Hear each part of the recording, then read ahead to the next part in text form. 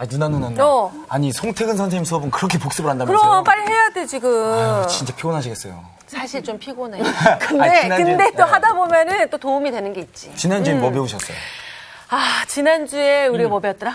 지난주에 그게 궁금하구나. 일단은 말이야. 진짜 우상숭배해서 수천 명이 죽어요. 아, 죽었지. 거기에다가 또 그치. 음행을 해서 또 23,000명이 죽어. 그럼. 근데 또 정신을 못 차리고 또 하나님한테 또 시험을 한 죄를 짓잖아. 아, 또 정신이 못 차리는구나. 그렇지. 그러고 또 하나님 원망해서 또 죽어. 계속 죽는 거야. 그 계속 죽어. 그래서 한국 속담에 이런 말이 있어요. 뭐요? 아이고 죽겠네. 거기서 나온 거야? 거기서 나온 얘기야? 아이고 죽겠네. 진짜 형님 때문에 내가 죽겠네. 아유 정말. 선생님 표정이 안 좋으셔 지금. 잘 지내셨어요? 선생님 안녕하세요. 네, 반갑습니다. 오늘 광우 학생은 네, 광우 형이요? 몰라요. 제가 왔어요. 환영합니다. 네, 감사합니다. 환영해 주셔서. 오, 박수를 받는구나. 이야, 이렇게 박수를 쳤네요. 나도 나갔다 들어와야겠는데. 자, 우리 수업 시작하기 전에 늘 하는 거 있죠? 뭐요? 정규 학생은 여기 복습 있는 거 아세요? 네, 그 소문이 정말 유명합니다. 네. 송태근 선생님 복습을 빡세게 합니다. 네. 네. 자, 우리 지난 시간에 배운 거 저기 우리 정주은 학생부터 네. 하나씩. 음행의 죄를 지어서 23,000명이 죽었다는 게 기억이 나요. 뜬금없이 갑자기 뭐 음행. 누가 어디서? 이스라엘 백성들이 예. 광야에서 그렇죠? 네. 네, 맞아요. 얼마나 죽었죠? 23,000명 플러스 그 다음에 또 무슨 죄를 지었는데 23,000명 죽기 전에 그 전에 음행을 해서 수천 명이 죽습니다. 지난주에 배운 내용은 죽음에 관한. 네. 네. 이스라엘 백성들이 이제 광야에서 가나안을 향해 이제 출발을 하는데 가나안 들어가기 전에 광야를 지나죠. 네. 근데 광야에서 제일 먼저 우상 숭배를 네. 하죠. 아, 우상숭배. 이거 빼버렸죠. 그래서 수천 명이 죽어요. 네. 네. 그리고 두 번째는 음행. 음행. 예. 음행으로 또 얼마가 죽어요? 23,000명. 숫자까지 잘 외우시네. 네. 예. 그리고 또 뭐 하죠? 시험에서 누구를? 주님을. 하나님을. 하나님을 시험하죠. 네. 그래서 또 여럿이 죽습니다. 그다음에 또 원망해서. 예, 뭐 이거 외에도 많은데 대표적인 죄만 이렇게 열거가 됐어요. 자, 이것이 이렇게 열거가 된 이유를 알아야 되죠. 그러니까 팩트만 아는 것도 중요한데 여기에 대한 의미를 알아야 되겠죠. 네. 자, 이게 뭘까요? 성경을 잘 보십시다. 우리 지난주 배운 것 중에 이거 중요하니까 철저히 한번 복습을 하고 다음 단계로 넘어가야 되겠어요. 자, 13절을 한번 볼까요? 13절. 누가 읽냐? 우리 오늘 청강 들어오신 이정규 학생이 한번 네. 읽어보세요. 사람이 감당할 시험 밖에는 너희가 당한 것이 없나니 오직 하나님은 미쁘사 너희가 감당하지 못할 시험 당함을 허락하지 아니하시고 시험 당할 즈음에 또한 피할 길을 내사 너희로 능히 감당하게 하시느니라. 네. 자, 이것이 우리에게 거울이 되었다 그랬어요. 네. 거울이. 자, 이 사건이 갖는 그 논리적 그 의미는 뭐냐면 선생님이 지난 시간에 이거를 설명하면서 이런 관점에서 말씀을 드렸죠. 우상 숭배하고 수천 명이 죽었고 나머지 사람들이 또 광야를 지나겠죠. 네. 네. 가다가 또 음행 때문에 수만 명이 죽어요. 그러면 그 시험을 피해서 또 남은 사람들이 있겠죠. 네. 근데 또 시험하다가 또 죽어요. 그리고 남은 사람들이 원망하다가 또 죽어요. 자, 그러면 이러한 시험은 우리가 이 인생길을 걷는 동안에 쉬거나 멈추는 법이 있어요? 없는 것 같은데요. 없죠. 네. 오늘도 일어날 수 있는 일이고 네. 계속 부딪히는 문제입니다. 맞아요. 그러니까 이런 것들을 어떻게 해야 될까요? 이게 초점이에요. 늘 우리 속에서 잘라내는 싸움을 해야 된다 그 말이죠. 이런 범죄들이 애굽에서 일어난 범죄입니까? 구원받은 홍해를 건넌 이후에 일어난 범죄입니까? 홍해 홍해 건너는 건너고 이후에 그렇죠. 네. 자, 성경에서 오늘 10장 1, 2절에 보면 이 홍해를 건넌 사건을 뭐라고 표현했죠? 세례. 세례를 받고, 그러니까 하나님의 백성이 된 이후에 하나님의 백성 공동체에서 나타난 일들이에요. 네. 그러니까 여전히 이것은 오늘날 그리스도인들 안에서 얼마든지 충분히 일어날 수 있는 일이란 말이죠. 네. 그렇죠. 이 시험 지나가면 이제 완전하겠다? 아니요. 또 시험이 들어와요. 네. 계속 점점 커져요. 네. 그런데 여기는 두 가지 이유가 있었다 그래서 첫째는 감당할 시험밖에는 당한 것이 없나니 시험 당할 쯤에 또한 피할 길을 내사 너희로 능히 감당하게 하신다. 네. 이 첫째 의미는 뭐냐면 이 시험을 하나님과 통과해야 돼요. 동행. 두 번째는 그럼으로써 우리 안에 뭘 뽑아내는 겁니까? 영적인 불순물들을 계속 잘라내는 싸움을 해야 돼요. 이해가 됩니까, 여러분? 네. 네. 그러니까 이런 시험이 여기에 열거된 것은 피하지 못할 시험도 아니고 주님과 동행할 수 있는 시험이면서 동시에 우리 안에 매일매일 부딪혀 올라오는 저런 것들을 자꾸 잘라내는 싸움을 해야 된다라는 차원에서 말씀을 드렸어요. 네. 그러니까 우리는 장담할 수가 없죠? 네. 예, 우리는 다 이런 시험에 늘 노출돼 있고 연약하다 그 말이죠. 오늘 수업 고린도전서 20강 주보다 강한 자. 오늘 본문을 좀 14절부터 네. 오늘 22절까지 좀 다루겠는데요. 우리 김상훈 학생부터 오늘은 두 절씩 쭉 옆으로 읽어주세요. 두 절씩이요. 예, 두 절씩. 그런즉 내 사랑하는 자들아 우상 숭배하는 일을 피하라. 나는 지혜 있는 자들에게 말함과 같이 하노니 너희는 내가 이르는 말을 스스로 판단하라.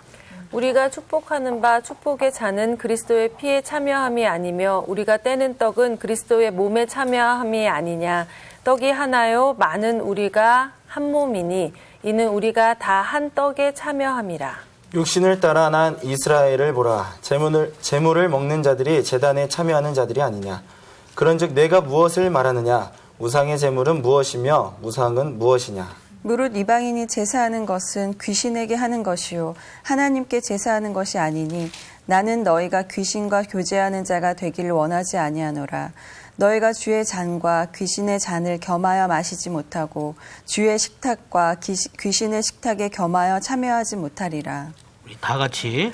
그러면 우리가 주를 노여워하시게 하겠느냐. 우리가 주보다 강한 자냐.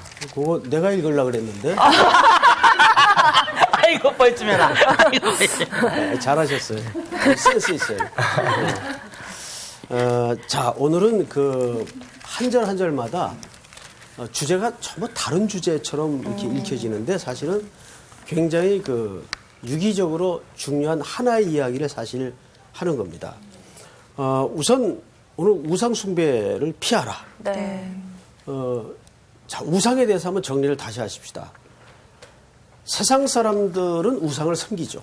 네. 그렇죠? 근데 우리 상훈 학생 같은 경우는 우상을 안 섬기죠. 네. 네.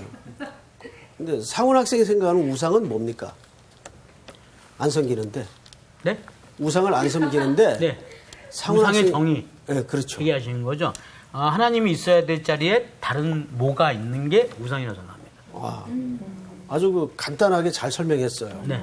하나님을 대신하고자 하는 마음. 그렇죠? 예. 예. 그 우상은 여러 형태로 나타날 수가 있겠죠. 네.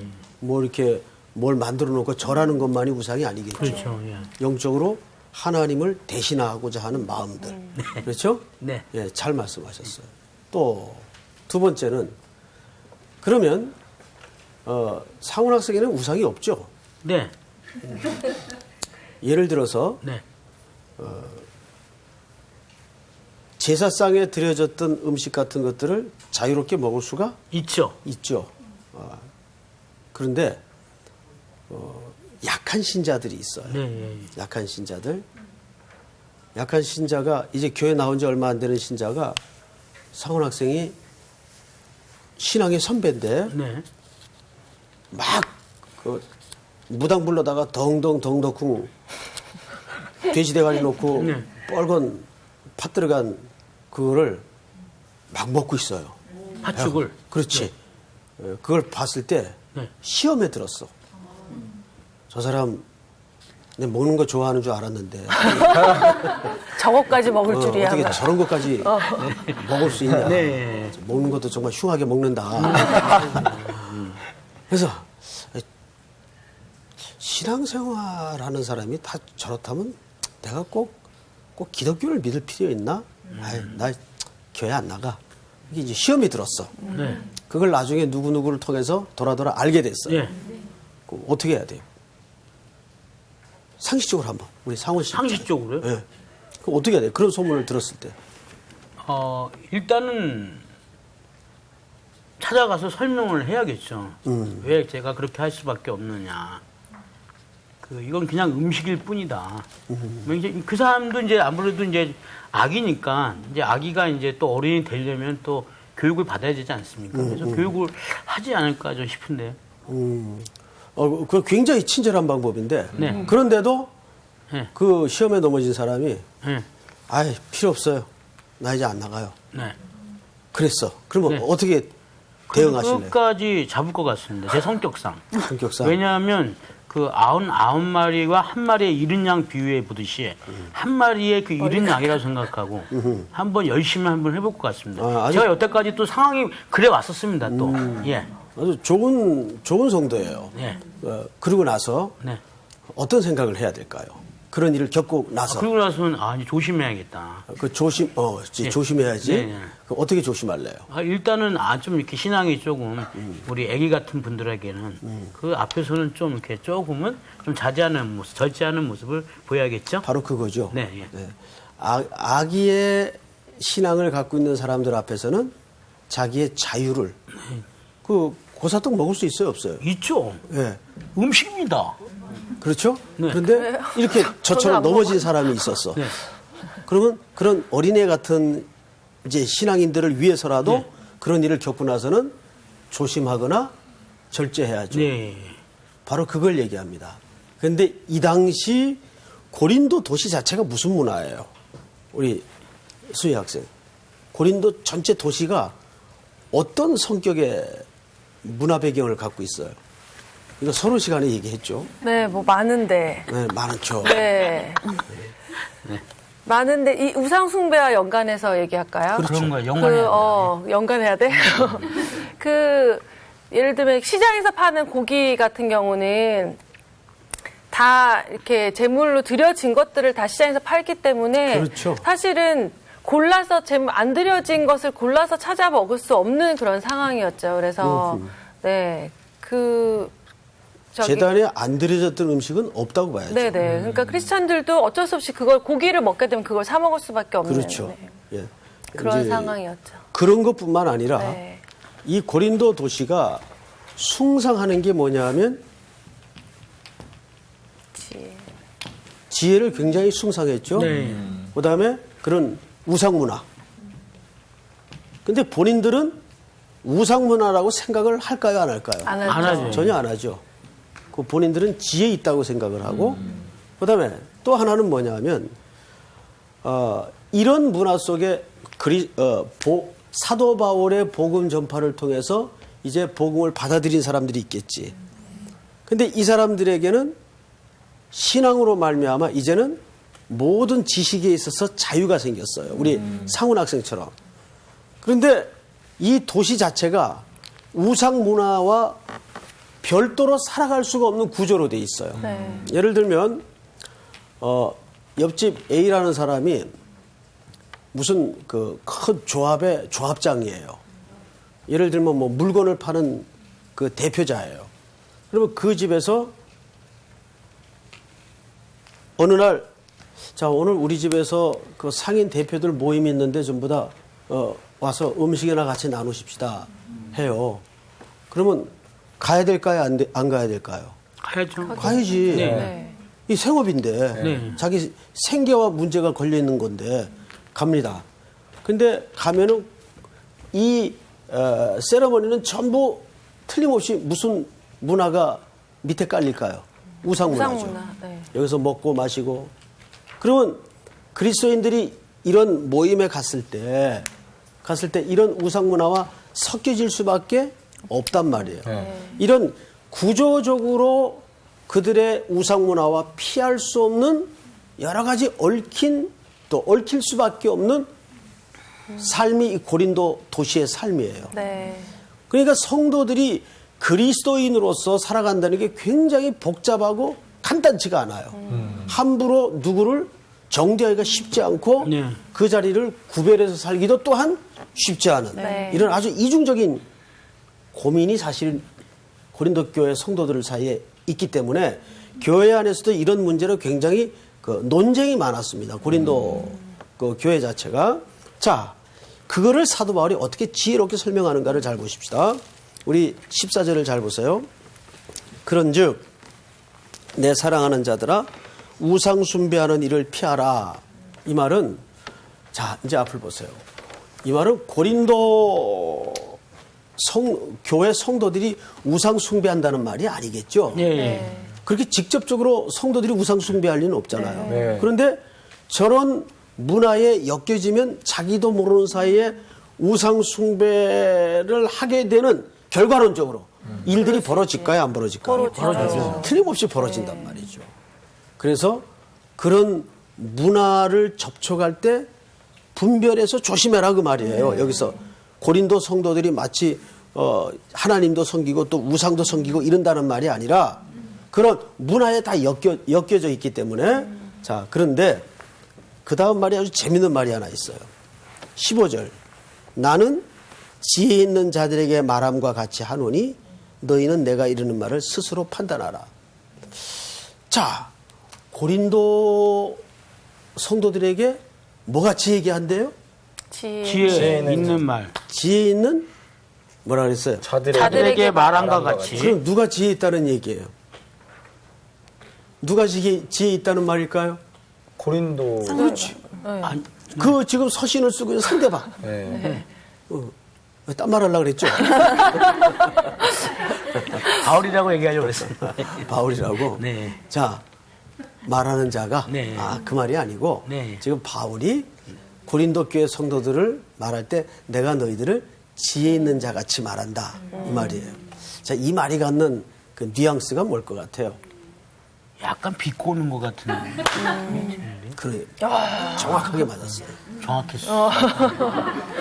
상훈 씨 그거 어떻게 알고 대답한 거예요? 어쩌다 대답한 아니요, 느낌이 그런 뉘앙스였습니다. 그렇죠. 제가 이미 그 질문 속에 암시를 줬죠? 네네. 네. 사실 비꼬는 말이에요. 왜 그러면 대답을 했으니 이제 마저 마무리를 하십시다. 네. 그럼 왜 비꼬았을까요? 니네가 생각하는 그 지혜가 얼마나 헛된 건 줄 아느냐, 하나님 말씀 안에서. 하나님 말씀 안에서 네. 좀 비슷한데 네. 사실은 우리 사훈 씨가 말한 대로 이 말은 첫째는 비꼰 말이에요. 왜 비꼬았냐면 사도 바울이 이 서신을 쓰고 있는 고린도 교회 성도들의 대체적인 분위기는 두 번째 제가 뭐라 그랬어요? 지혜. 본인들이 다 지혜 있다고 지혜 있다고 생각. 생각을 했어요. 네. 그러니까 이 말이죠. 무슨 설명? 너 똑똑하다면서 네. 그 말이에요, 사실은. 그러니까 고린도 도시나 고린도 교회 성도들의 보편적인 그 기호가 본인들이 지혜 있다고 생각을 했어요. 그리고 그 지혜를 굉장히 숭상하는 문화였어요. 그래서 사도 바울이 이제 그 얘기를 하는 겁니다. 지혜 있는 자 같이 내가 너희들을 말한다. 그러니까 스스로 판단하라. 그 말이에요. 자, 그런데 그 다음 절을 볼까요? 16절을 보시면 우리가 축복하는 바 축복의 자는 그리스도의 피에 참여함이 아니며 우리가 떼는 떡은 그리스도의 몸에 참여함이 아니냐. 이게 반어법이죠? 네. 자, 이제 여기를 보세요. 갑자기 내가 너희들에게 지혜 있는 자 같이 말한다 하다가 무슨 얘기를 해요? 뜬금없이 성찬 성찬, 네. 얘기를 하죠. 자, 우선 성찬이 갖는 큰 메시지가 뭘까요? 우리 정규 학생. 성찬이요? 성찬식 교회에서 하죠? 네. 네, 1년에 한 몇 번씩 합니까? 한 2번. 보통 교회들이 2번씩 하죠. 네네. 12번. 우리 정규 학생은 성찬식 할 때 무슨 의미로 성찬식을 합니까? 이제 형식적으로 봤을 땐 예수님의 고난에 참여하는 그런 의미. 예수님의 십자가. 예. 또 십자가를 넘어서 아주 중요한 대답이 하나 남았는데 뭘까요? 새롭게 되는 주님의 보혈로. 새롭게. 예. 예, 오늘 그냥 청강생인데도 대답을 잘 하시네요. 감사합니다. 근데 지금 아직 마무리가 안 됐어요. 마무리가. 주님과 하나 되는? 옳지. 퍼펙트. 오. 한 몸. 성서학당 천재 나세요. 천재. 우리보다 웬일이야. 하나님께 영광. 아, 얘가 얘기 못하면 제가 얘기하려고 했는데. 성찬식이 제일 중요한 게 사실 이 세 가지예요. 예수 그리스도께서 우리를 위해 죽으셨고, 그래서 우리는 그런즉 새로운 몸이 되었으며 누구와 한 몸이다. 예수 그리스도. 그리스도와 한 몸이다. 이 세 개의 개념이 빠지면 성찬식의 의미가 없는 거죠. 우리 정규 학생이 아주 정확하게 얘기를 했어요. 자, 그런데 이제 잘 보십시다. 그런데? 이 당시에 성찬식 때 문제가 생겼어요. 어떤 문제가 생겼는가 하면 웃지 못할 그 비하인드 스토리인데 우리 고린도 전서에도 보면 이 성찬식 문제 나올 때 이 문제가 나왔죠. 자, 성찬식을 요즘 우리가 1년에 2번이나 4번 하지만 이 당시에는 매 모일 때마다 떡을 뗐어요. 그러니까 식사 겸 성찬이 됐습니다. 그러니까 우리처럼 요즘처럼 이렇게 조그맣게 무슨 잘라서 주는 게 아니고 예. 온전한 떡을 정말 떼서 줘요. 떼서. 그게 이제 순에 이렇게 하면서 돌아가죠. 자, 집 구조는 뭐 당시 굉장히 간단합니다.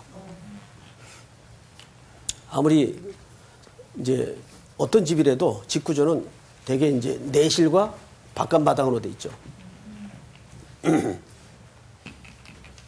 자, 그런데 보통 큰 집에서 좀 모이겠죠. 여러 사람이 모이니까. 그러면 음식들을 맡아요. 이번에 이상훈 학생은, 아니, 김상훈 학생은, 뭐, 빈대떡 부쳐오고, 우리 수혜 학생은 그 스파게티 만들어 오고, 오. 아유, 이게 갑자기 허기가 지네. 우리 정규 입맛이네. 학생은 저기 이번에 갈비찜 하나. 어이구. 또 우리 주은 학생은 잡채가 빠질 수 없겠죠? 저 잡채 좋아하는지 어떻게 하시고. 잡채도 잘해요. 책임들 맡았어요. 자, 그럼 상식적으로 생각을 해보세요. 이렇게 음식을 맡을 정도면 가난한 사람이겠어요? 그래도 먹고는 사는 사람이겠어요? 그래도 먹고 사는 사람. 예, 여러분들은 그래도 먹고는 사는 사람들이니까 먹고는 사는 사람들이 음식을 맡겠죠. 네. 예, 그러면 이 사람들은 상식적으로 성찬과 예배가 드려질 때 일찍 올까요? 늦게 올까요? 일찍 오겠죠? 일찍 오죠. 네. 일찍 오죠. 네. 그러면 일찍 오면 바깥에부터 앉을까요? 안에부터 앉을까요? 아내부터 앉겠죠? 안에부터 앉는 거예요. 그리고 이제 노예들이나 가난한 사람들은 하루 종일 벌어먹고 살다가 늦게 올까요? 일찍 올까요? 늦게 오겠죠? 늦게 오겠죠. 네. 그렇죠. 네. 그러면 이미 와보니까 안에 사람이 다 찼어. 그리고 자기들은 할 수 없이 어디 앉습니까? 바깥에 앉아요. 자, 그리고 어쨌든 이제 다 왔으니까 또 마저 미처 못 온 사람도 있을 거고 막 오고 있는 중인 사람도 있을 거고 그러면 이제 성찬식과 예배가 이루어집니다. 자, 이제 성찬식 순서가 됐는데 음식이 돌아가겠죠. 네. 음식이 이렇게 돌아가는데 바깥에 온 사람들이 허기가 지는데 안에서 목을 빼고 아무리 기다려도 냄새 나는데 음식이 안 나와. 바깥까지. 왜 그럴까요? 아무래도 이미 뭐, 다 자기 차례 때 음식을 다 담아가지고. 그렇죠. 음식이 떨어진 거예요. 네. 음식이 부족한 거예요. 그래서 늦게 오는 사람이나 바깥에 생업 때문에 늦게 와서 앉을 수밖에 없는 사람들은 못 먹고 마음이 상하게 돼요. 자, 여러분, 이 먹는 게 참 사람에게 묘하고. 그거 진짜 굉장히 민감하죠. 굉장히 중요합니다, 이거. 만약에 우리 조수희 학생이 아무리 뭐 난 그런 거 뭐 자유해 괜찮아. 그래도 자기가 저런 상황을 한번 맞아봐. 자유하지 않아요. 자유하죠. 네, 네, 예민해요. 상우 씨가 말할 것도 없고. 그리고 마음이 화가 나네, 상하죠. 지금 벌써. 예. 화나죠. 자, 근데 성찬식이 갖는 원래 취지가 뭐예요? 내가 너를 위해 죽었고, 너를 위해 희생했고, 그 희생으로 내가 새 사람이 되었고, 그 새 사람이 된 은혜로 그리스도와 한 몸이 되어서 그리스도인처럼 삶을 살아야 되는 새로운 과제가 그 인생 속에 던져진 거예요. 그런 의미를 담은 성찬식을 하다가 세상에 이런 일이 벌어진 거예요. 그러면 이게 성찬식의 의미가 제대로 지켜진 걸까요? 아니죠. 꽝이죠. 그래서 성찬식은 성경에 보니까 너희가 다 기다렸다가 함께하라는 거예요. 사실은 기다렸다가. 요즘에 이제 다 썰어가지고 놀아주니까 마음 상할 일도 없지만은 또 이제 인원이 많은 교회는 또 실제로 그런 일이 벌어져요. 조금 늦게 왔더니 성찬식 다 돌리고 나서 없어. 없어요. 예. 네, 그런 일이 벌어집니다. 자, 이 성찬식은 철저히 이타적 성격을 띈단 말이에요. 오늘 본문을 잘 보세요. 16절. 우리가 축복하는 바 축복의 잔은 그리스도의 피에 참여함이 아니며 우리가 떼는 떡은 그리스도의 몸에 참여함이 아니냐. 네. 그리고 17절 다 같이 시작. 떡이 하나요 많은 우리가 한 몸이니 이는 우리가 다 한 떡에 참여합니다. 자, 이 말을 이 성찬식에 관한 이 중요한 말을 뜬금없이 왜 했을까요? 잘 생각해 보세요. 오늘 너희가 우상 숭배를 피하라 그랬죠? 네. 우상 숭배를 피해야 되는 이유는 자유할 수 있는 나 때문입니까? 타인 때문입니까? 타인. 때문에. 그렇죠. 타인 때문이죠. 나는 먹을 수 있다니까요. 그러나 내가 자유할 수 있는 그 자유를 유보하고 참고 절제해야 되는 이유는 나 때문이 아니라 누구 때문입니까? 타인. 넘어질 때문에. 수 있는 타인 때문에. 네. 그게 어떤 성격과 정확히 맞물리는 거예요. 성찬식이 갖는 성격과 정확히 맞물리기 때문에 우리가 한 몸이라는 얘기를 하는 겁니다. 여기서 한 몸이라는 얘기가 나오죠. 네. 그러니까 한 몸은 뭐예요? 내가 이렇게 어디 가다가 왼손을 다쳤어. 그러면 자식 까불들이 잘 됐다. 내가 그럴 수 없죠. 이게 내 몸인데. 네. 이 손이 다치면 바로 어떻게 됩니까? 어휴, 괜찮아? 이렇게 되는 거죠. 왜? 이건 내 몸이니까. 맞아요. 이건 조직이 아니고 뭐죠? 유기체란 말이에요. 그러니까 우리가 그거를 가장 실제적으로 연습할 수 있는 공간이 교회라는 공동체예요. 교회에서 누가 어려운 일이 생겼다. 그럼 아까 우리 상호 씨처럼 그렇게 누구 때문에 또 시험 들어서 넘어진 사람이 있다 그러면 끝까지 자기는 쫓아가겠다. 그게 무슨 관점이에요? 유기체적인 그리스도의 몸으로서의 관점이에요. 이게 굉장히 중요한 시각이에요. 이걸 우리는 복음의 공공성이라고 말하기도 하죠. 이게 책임이란 말이에요. 책임. 우리가 왼다리가 다쳐지면 오른다리가 온몸이 왼다리가 다 나을 때까지 이걸 씌워주고 대신 2배로 힘을 더해주고 해서 왼다리를 고치는 거죠. 감당하는 거죠. 근데 그런 감당하기가 싫을 때 우리는 어떻게 합니까? 분리를 하자는 거죠. 그게 다툼과 분쟁과 싸움으로 결과물이 나오는 거예요. 그 오늘날 교회들이 그런 이유 때문에 서로 감당하기 싫다는 거예요. 부부가 살다가 헤어지는 것도 사실은 어떤 의미에서 그런 맥락이에요. 나 이제 서로 감당하기 싫다. 그래서 결혼은 항상 사랑도 중요하지만 사랑보다 더 중요한 관계가 결혼은 계약이에요. 계약. 언약이란 말이에요. 그래서 이 하나님이 우리를 언약하셨죠. 네. 그 언약의 실제를 보내주셨는데 그분이 그리스도예요. 그래서 우리에게 신랑으로 오시는 거예요. 우리를 그분의 뭐라고 표현하죠? 신부. 신부. 네. 그 신랑인 그리스도와 신부인 우리는 사랑의 관계지만 거기에 무슨 기초가 있어요? 언약이라는 네. 법적인 기초가 있는 겁니다. 네. 그래서 결혼식은 계약이에요, 계약. 믿습니까? 네. 자, 성경을 또 보십시다. 18절. 우리 다 같이 한번 따라서 읽을까요? 자, 같이 읽읍시다. 시작. 육신을 따라난 이스라엘을 보라. 재물을 먹는 자들이 제단에 참여하는 자들이 아니냐. 그런즉 내가 무엇을 말하느냐? 우상의 제물은 무엇이며 우상은 무엇이냐? 20절 다 같이 시작. 무릇 이방인이 제사하는 것은 귀신에게 하는 것이요 하나님께 제사하는 것이 아니니 나는 너희가 귀신과 교제하는 자가 되기를 원하지 아니하노라. 아니하노라. 그러니까 이 말은 행동에 있어서 나는 자유할 수 있다 생각을 할지라도 분명히 하라 그 말이에요. 제가 이제 한 번은 이런 일이 있었어요. 우리 수혜 학생 노래방 갈 수 있어요, 없어요? 있어요. 갈 수 있죠. 네. 가본 적 있어요? 네. 자주 가요? 옛날에 많이 갔네요. 네. 지금도 많이 갈 것 같은데. 저는 갔을 것 같아요, 안 갔을 것 같아요? 갔을 것 같아요. 목사님도 많이 가셨을 것 같은데. 뭐 많이까지는 아니더라도 몇 번. 저도 이제 몇 차례 갔죠. 교역자하고도 가고 네, 네. 그러다가 결정적으로 안 가게 되는 계기가 있었어요. 뉴스를 어느 날 보는데 네. 나는 노래방이면 정말 노래만 하는 데인 줄 알았어요.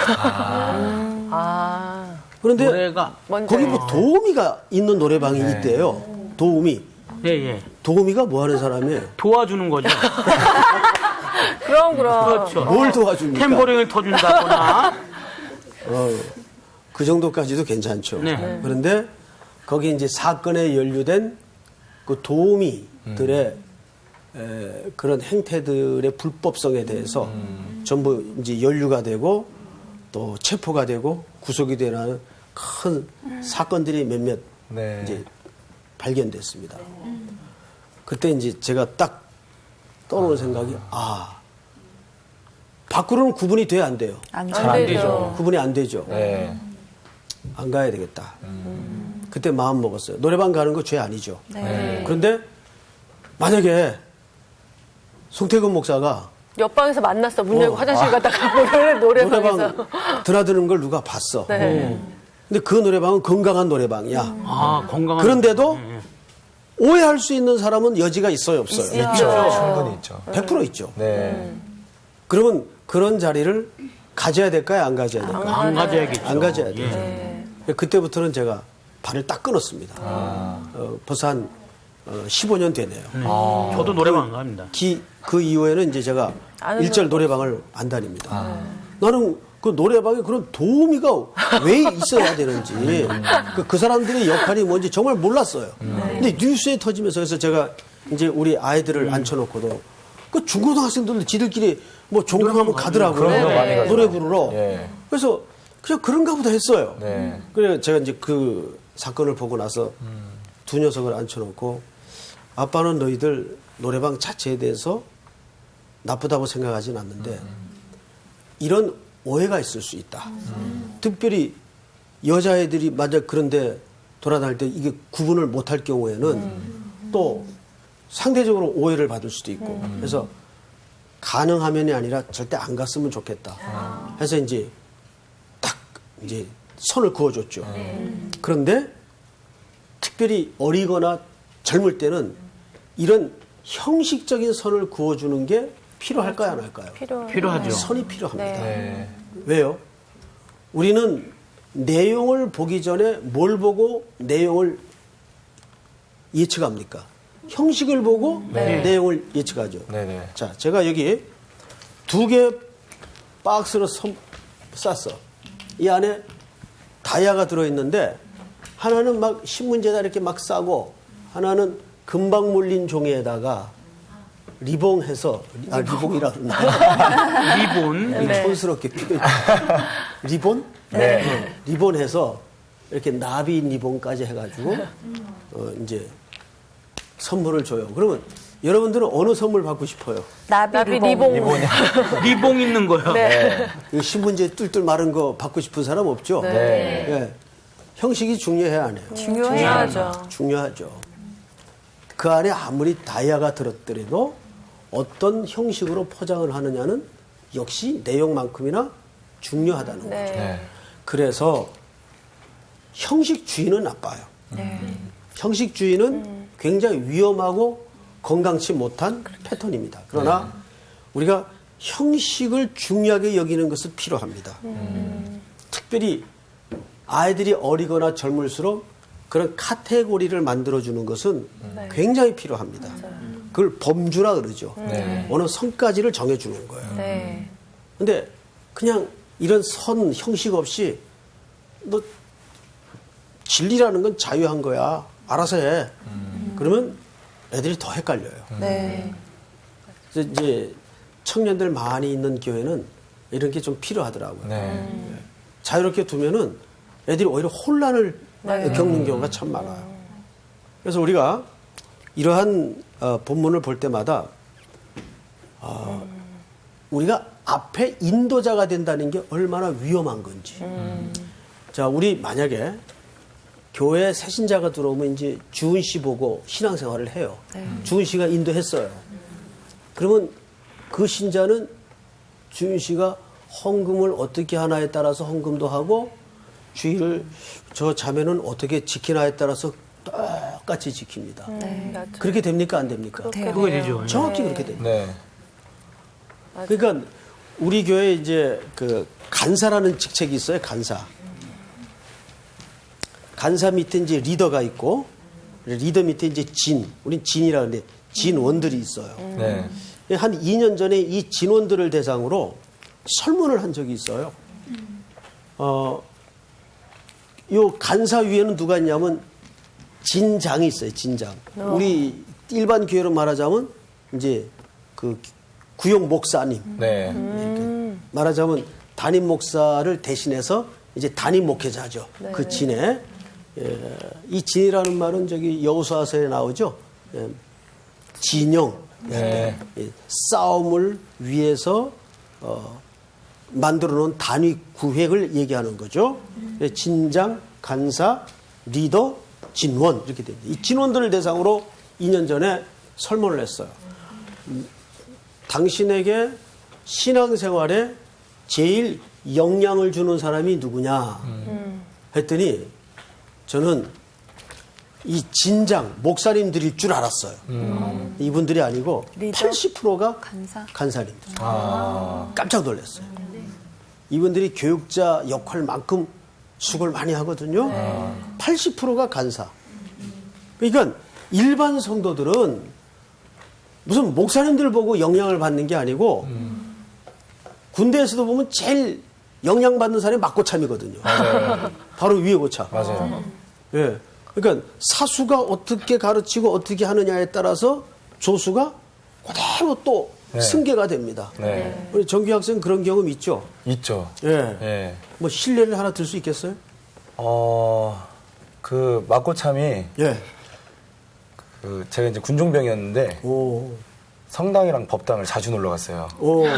고참이. 예. 막고참이. 그래서 이제 저도 성당 가서 이제 뭐 저희 교회는 초코파이를 많이 줬는데 거기 몽쉘을 주는 거예요. 어이구! 그래서 이제 몽쉘 몇 개를 좀 이렇게 받아오고 어이구야. 그런 교류가 있었죠. 예. 야. 아, 그런 경우가 있었군요. 그러니까 뭐 이거야 이제 사소한 거지만 네. 저렇게 영향이 생긴다고요. 그래서 사도 바울이 항상 무슨 얘기를 했는가 하면 덕을 얘기했어요. 덕. 자, 성경을 마저 보십시다. 21절. 너희가 주의 잔과 귀신의 잔을 겸하여 마시지 못하고 주의 식탁과 귀신의 식탁에 겸하여 참여하지 못하리라. 사도 바울도 분명히 선을 긋고 있죠. 네. 그러면 우리가 주를 노여워하시게 하겠느냐? 우리가 주보다 강한 자냐? 그러니까 예수님도 자신의 자유를 유보하시고 절제하시고 십자가에 기꺼이 자기 몸을 생명의 떡으로 내어주셨습니다. 그러니까 너희가 주보다 강한 자냐 그 말이에요. 그러니까 이 말도 무슨 뜻입니까? 반어법이죠. 거죠. 예. 주님이 이제 이렇게 성경이 비꼰다는 표현보다도 하나의 강한 반어법이죠. 네, 하는 방법. 자, 마지막으로 한 가지만 더 말씀을 드리고 마치겠습니다. 오늘 모든 흐름이 유익인데 누구를 위해서 유익한가 아닌가를 기준해야 됩니까? 타인. 타인이죠? 네. 그래서 타인에게 뭘 세워야 돼요? 덕을 세워요. 덕을 세워야 돼요. 근데 이 덕이라는 말이 아주 중요한 얘기입니다. 이거는 중요하니까 한번 따라서 하십시다. 네. 덕이란 덕이란 남에게 기초를 제공한다. 기초를 제공한다. 무슨 뜻인지 알겠어요? 예. 덕이란 남에게 기초를 제공하는 행위예요. 그러니까 바로 우리 정규 학생이 뭐 사소한 군대 시절 이야기를 들었지만 그렇게 고참이 뭐 절에도 가서 몽쉘 받아오고 뭐 성당에도 가서 받아오니까 조수인데 그냥 생각 없이 할 수 있단 말이에요. 그렇게. 그러니까 우리 정규 학생이 그런 행동을 할 수 있었던 것은 누가 기초를 제공했어요? 몽쉘. 위에 맞고 상사가. 치네. 내가 한시간 강의가 무너지는 것 같아요.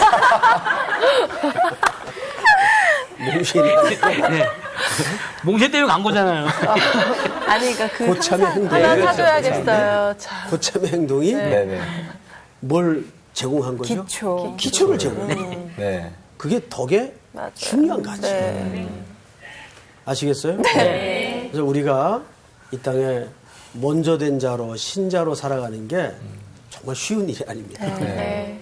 오늘도 이 말씀이 여러분들에게 남에게 기초를 제공하는 삶이 된다는 이 두려운 현실을 깨닫고 이 하루를 사소한 일상이라고 생각을 하지 말고 위대한 일상이라고 아멘. 여기시는 풍성한 은혜가 있기를 바랍니다. 아멘. 끝. 감사합니다.